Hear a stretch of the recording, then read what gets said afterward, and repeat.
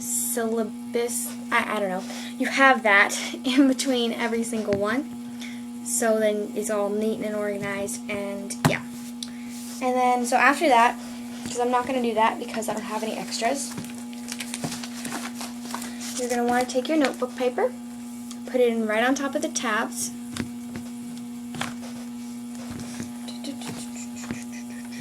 Trust me, you think you won't use this all, because I didn't think I was going to use a whole pack of paper for the year.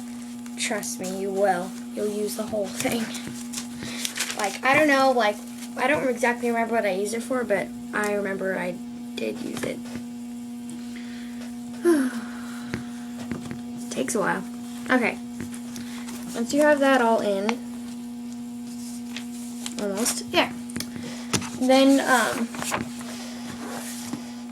if you have a sheet protector, I'd like to put it there between your notebook and your paper, because it just keeps it nice. And I have one in my binder, but I don't have another one, so, you know, you can put a blank sheet protector there, or you can have like stuff in it, or your schedule, or whatever.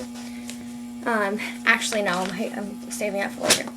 And then you take your notebook and just slide that in on the 3-hole thing. I never even realized that was for your binder before, but yeah. So, there you go. Now, what's really great about the heavy-duty binders is that you can take them, so you got your regular binder, you can fold it all the way back, so it's like this, and so when you're taking, let me find a blank page there. When you're taking notes, you can just bend this, you can open it up,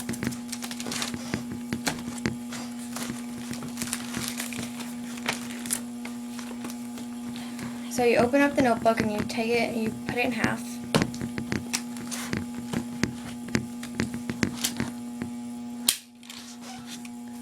And then you get this. And you can just write, and it's really easy to do. And I love doing this because you can sit at your desk while your teacher's giving a lecture, and you don't have to worry about having the other side and all these crinkly papers and a mess. And you can just write straight on here, and it's really nice. So that's what I do. And then right now I only have one binder because I only need one binder for this year. But,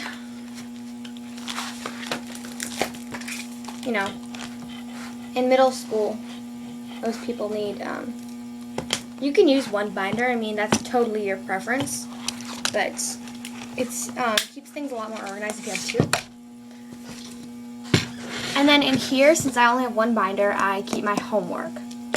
So, yeah, and then I have my collage up here. So that's how I like to keep a binder. It stays neat and organized, and everything's nice. And then in the back, you're going to want to put your schedule.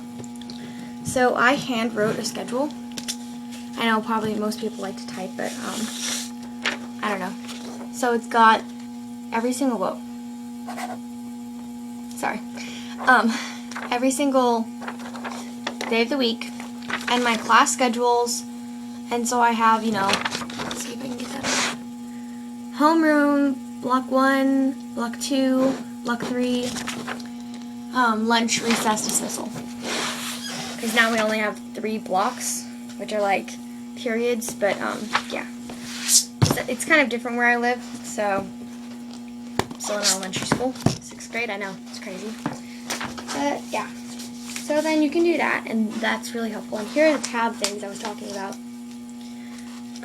I just have these. They look like this. So you can just put these on the edge of your paper, on the edge of that white paper, and that can be your tab divider for in between classes. So now I'm going to show you the one I'm using this year, and this works great for me. So here you go. Here's my notebook, and I'm going to show you guys the notes I was taking earlier today. Yes, I was taking them today. So the great way to find your notes is, after you take notes, take a paper clip and put them on the page. So I've got the paper clip.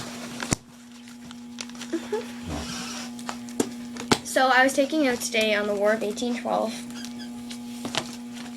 And I have all of my notes here. And so, man, I really have a hard time getting things in binders, don't I?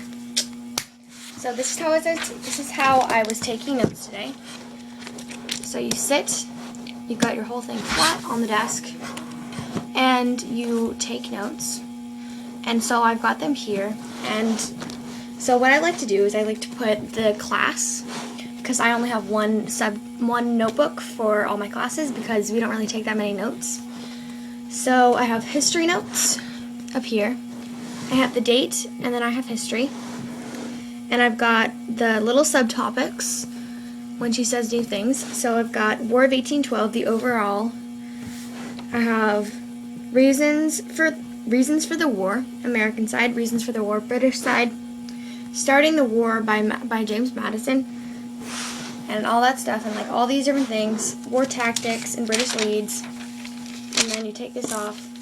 I have more notes back here, so like all the different things for the class. And then you paperclip it until you get home. And when you get home that night, take the time, go on your computer, and you're going to want to type them up and print them out. So, you're at home. You got home from school, and you're doing your homework. And you know you're going to have a test on this, so you go on your computer, you type it all out, and actually the main reason for doing that is not because typing the look of typed ones are better than these, because if you have neat handwriting, like, it's fine. It's because transferring information, writing it down again, redoing it is a good way to remember things. That's how your brain helps you remember things. So that's really good if you're going to do that. And then you can print them out and they'll look nice and neat. And what I like to do is I like to take my most important notes and put them right in front of the tab. So you have the tab. It's not for this year, but so you open up the tab, and then there's a sheet like this is what I'm talking about. That has writing on it, but like a sheet protector like this.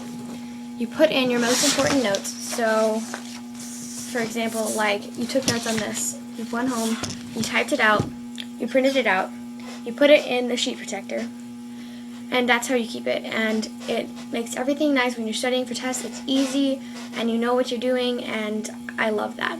So that's the way I like to take notes. I know some people have different ways.